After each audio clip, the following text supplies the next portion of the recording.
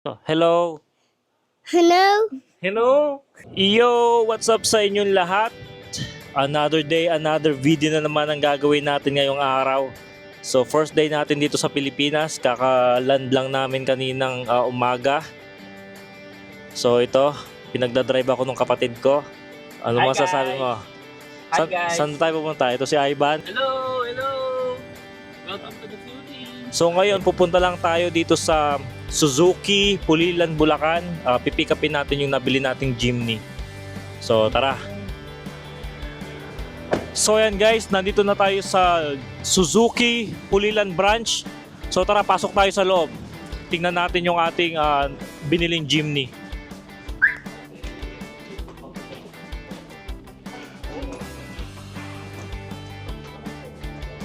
Ito na tol.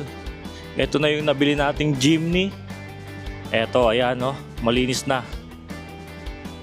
Ito na ang brand new Jimny na nabili ng kapatid ko, si Patrick. Siya yung may-ari ng page. Nawakan ko lang tong pang vlog niya. Pinapakita lang ng agent lahat ng mga basic setup, saka yung mga kasama pagka ilalabas sa kasa. Yan.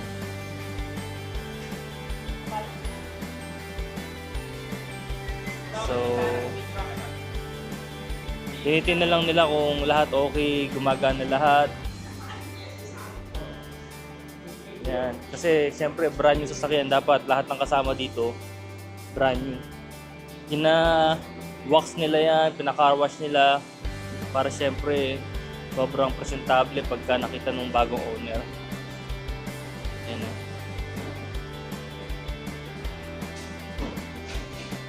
Diba? Diba talaga ang dating? Mukhang maliit siya tingnan pero sa loob niyan talagang sobrang spacious din. Yan. Sa likod niya may dalawang upuan na kasama. Ayan o. So, i-measure lang nila na yung manual nandyan, saka yung sa operation ng 4x4 kung paano tama. Para siyempre under warranty lahat yan para maiwasan yung unnecessary damage. Yan. Ang ganda nung infotainment niya, ang luwang-luwang. Kita mo dito, kita mo na kagad yung screen kahit nasa labas ka. Pagka may tanong kayo, Sir Topper dito sa may Suzuki Baliwag, hanapin nyo lang siya. Pinakamurang makukuha yung deal dito. Yan, gagawa niya ng paraan para syempre mapababa yung ibang fee. Para talagang masundan yung budget ng customer. Yun muna sa ngayon. Yun ang bagong Jimny ni Kuya. Ayan si Biko, chine-check lang yung unit guys. This is it. Boss, ayaw mo na boss.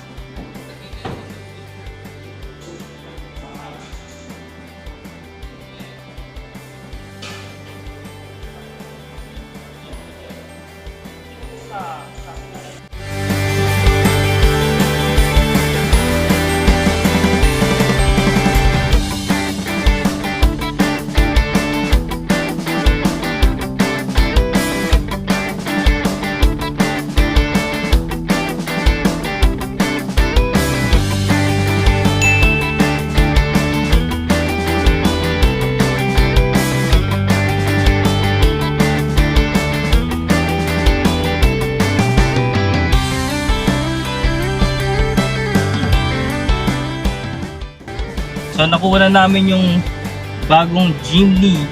Ano ba to? 2024? 2025 Jimny. Ito yung loob niya. Nakita-kita nyo naman. Naka-plastic pa. Yan. So far, ikot natin. Yan, sobrang spacious niya. Yan. Ayan no. Naka-relax lang yung mga paa natin pagka passenger lang. So nakita nyo naman, kitang-kita kagad ang traffic. Pero pagka nandito ka sa may driver side niya, ayan o. Ganyan kataas ang elevation mo. Halos kapantay mo na din yung mga Iwanag eh, no? SUV. Bintana, no? Oo. So malayo siya sa mga maliliit na sasakyan, yung mga sedan. Kasi syempre ito talaga mataas talaga to. Mag-ingat tayo sa mga bobong driver dito, maraming kamote dito eh. Mga konting lubak talagang okay na okay. Hindi mo kailangang mag-ingat sa mga humps sa ganyan, pwedeng dire-diretso lang. Mataas naman eh. So mataas ka pero kitang-kita mo naman na dahil maliit yung sasakyan, kasyang-kasya ka sa mga nagdo-double parking na ganyan, no? Yung mga problema sa Pilipinas. Itong solusyon dyan, Jimny. Ang laki ng infotainment niya. So may kasama pa daw itong navigation, pero wala pa yung SD card eh. So ngayon naka-radyo lang tayo. Pero lahat naman ng kailangan mo, andyan na. May Apple CarPlay din yata to. Wala lang nakakonect na device. Pero pagka magko-connect mamaya, pwede na yung iPhone. Yan. So magpapark na tayo niyan. Okay. Mamaya na lang ulit. Ito na yung ating brand new driver ng brand new car. Yan. Ayan mo, ang sikip dito, kayang-kaya ng Jimny yan. Luwang. Kasya pala dalawang Jimny dito na yun. Sobrang liit. Iyo. Isang kapatid namin, no. Hello. So, ito na kami. Nakapark na kami. Ito nga pala yung sa bahay niya. Pinag na sa harapan ng bahay yung Jimny. Yan. Bagay na bagay sa bahay niya, oh. Hindi na namin pinag sa may garahe kasi puno-puno ng ibang sasakyan doon. Dito na lang sa labas. Ayan, no. Ganda. Oh. Stock pa lang. Maganda na.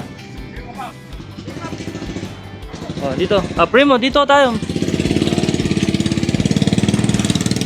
Yan. Siyempre, pagka bago yung sasakyan mo, ipaparada mo talaga sa gitna.